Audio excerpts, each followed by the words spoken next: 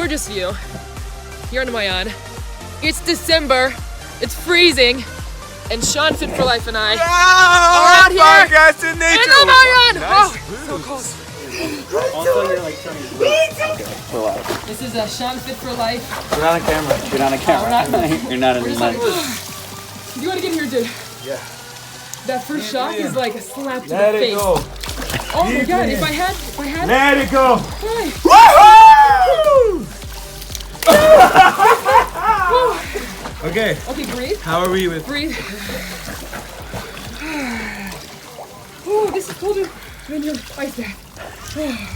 Okay, you gotta introduce yourself. Okay, 3, 2, 1. Let's go to our next. Yeah? Okay. 3, 2, 1. Hey guys, it's Sean Fit for Life, and welcome to the Cold Feet Podcast. It's not just cold feet, it's cold body. Today we have on our show one of the coolest women I know. I'm gonna allow her to introduce herself. Katie, can you please go ahead? Absolutely. Try 1 second. Stop shivering. Take deep breaths into your stomach and deep breaths out. Don't focus on the cold. Focus on the camera. Take it away. And on you. Okay. All right. My name is Katie Jenkins. I'm from Missouri. I'm an Oleh Hadashah, a new citizen to Israel from Missouri, from the States. I moved to Israel about 4 years ago. I joined the army. I was a female warrior in the Canaan Special Operations Unit, Sting, or OCATS. I served there for almost 3 years. I just got out of the army a year ago in January, and now I'm working and studying in Jerusalem. That's me. Awesome. Thank you so much for coming on our show today.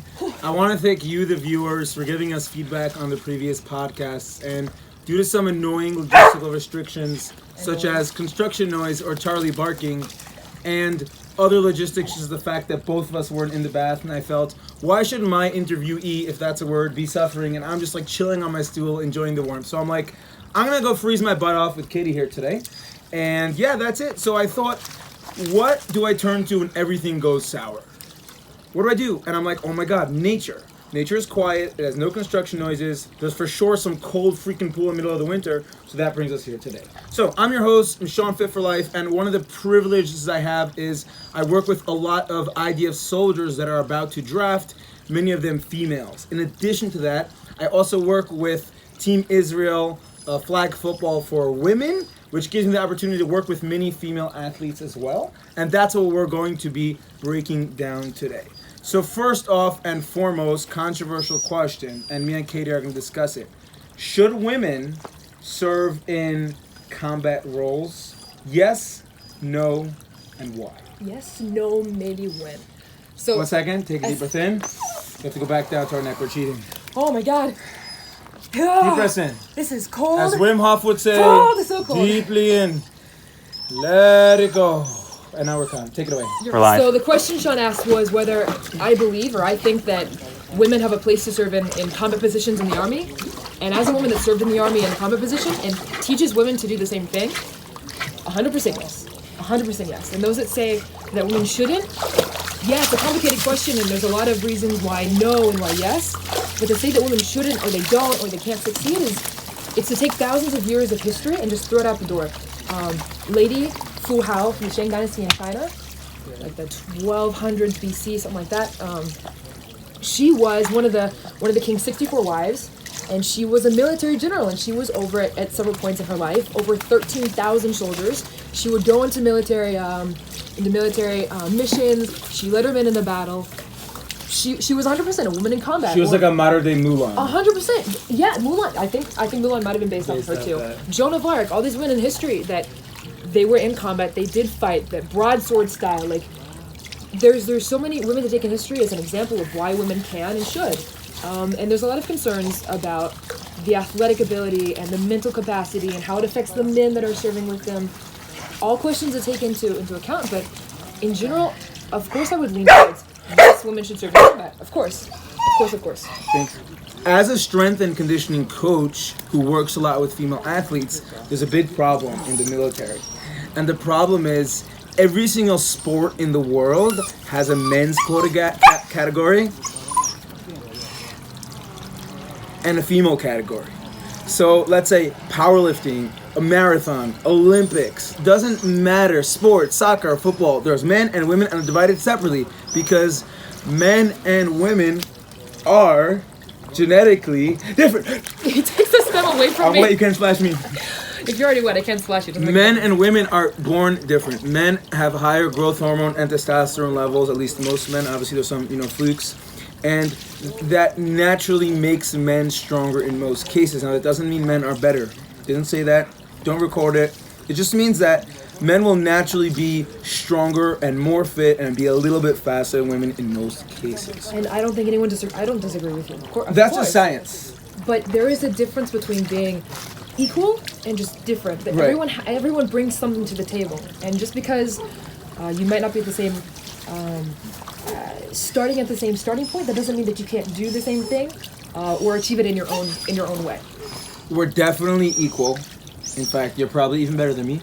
Oh, so But just strength-wise, and the problem with the military is that if I'm a soldier, me being serving an elite unit as well, and I need to defend my country, I don't care if you're a dude, if you're a girl, if you identify as a train station, I need you to be able to function. That means you need to be strong enough to carry your 80-kilo friend. That means you need to be fast enough, to crawl fast enough, to go under bullets. That means you need to be able to function like a combat soldier. And if someone is genetically inferior, if someone is born with less hormones that help them build muscle and strength, it causes a very big issue. Do you agree with that? I do. Sean, take a Yes. deep breath. Was I shivering? You are, but it's good. I feel like I'm such a hypocrite. I have Wait, guys second, sitting in my good job. bath, like shout out to David Moshe who sat 70 minutes in the cold, so Major shout out. Good job, guys. Because this is And- this is I'm letting you guys know this is December right now. This is absolutely freezing. and Avram from last week, he actually did 40 minutes. So maybe we'll break his record, Kudos. maybe we'll do Chapeau. somewhere in Chapeau. between. Anyways, back to topic. And that caused a big dilemma. So my specific opinion on women in combat, especially because I train a lot of soldiers trying to get into the unit that Katie was in. Okay, it's the Israeli K9 unit. And I believe that every woman has the power and ability. It just makes it so hard to talk in here. Every woman has the power and ability to serve in combat and in an elite unit, but she has to work harder than a man to get For there. sure. The problem that we're talking about is the conversation is no longer about the ability and whether they can. The question is whether they should be allowed to, whether they have that right. And I feel like that's where the problem is existing, because that right is coming from the perspective of the culture on them. In a different culture, different situation, different time, then it was okay, and not just okay, it was required. We needed every able person. And now that we find ourselves in a different culture, in a different perspective, different way of looking at women in combat, that's when we say, no, they shouldn't. And I feel like if we want to move forward, we got to change that perspective. Totally agree with that point. I really think it's perspective. And I think the issue I mentioned about like men versus women is not the issue. No.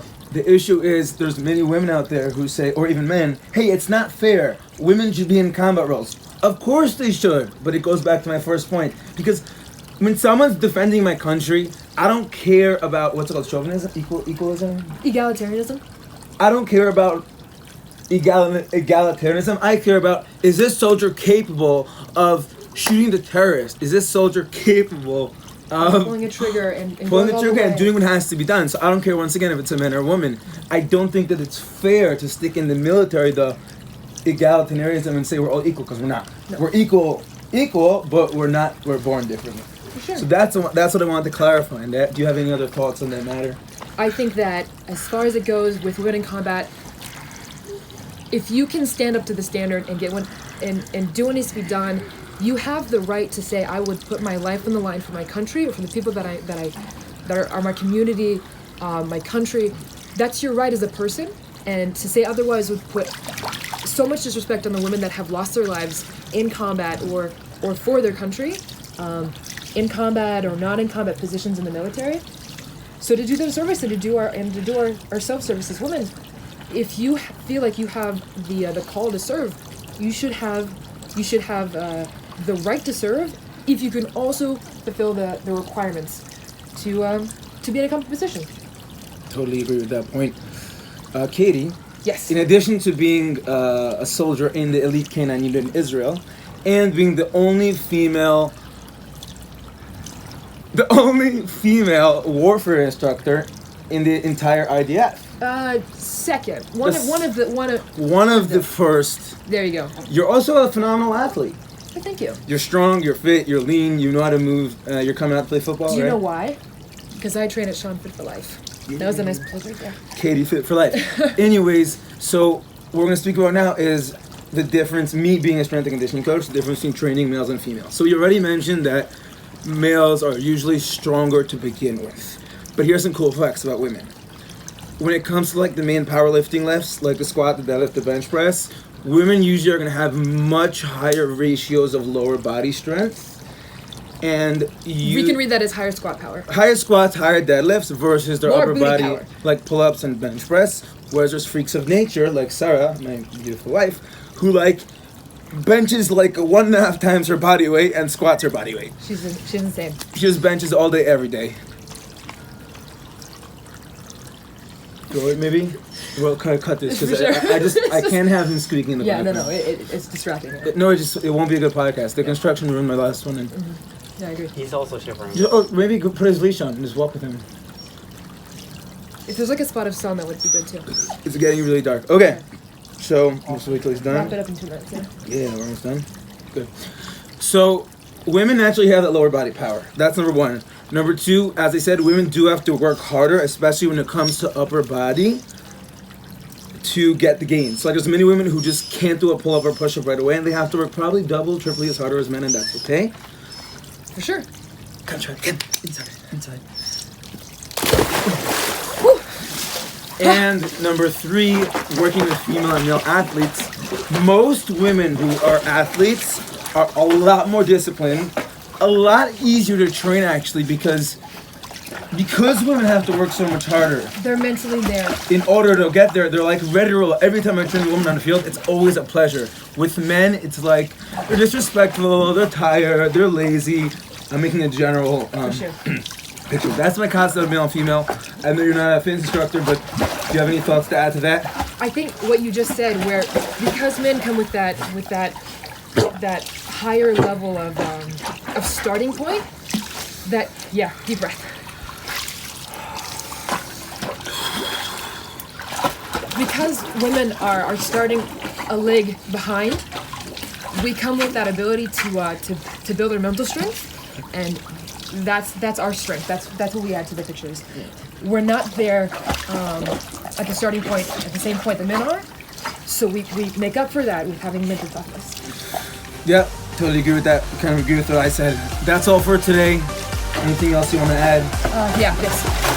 All right, I'm getting out now. Happy holidays, Merry Hanukkah. Thank you for Hanukkah, watching, Sarah. guys. Let us know if you want to interview anyone else in future episodes. This is so cool. Stay fit with Joe Fit for Life. Joe Fit for Life.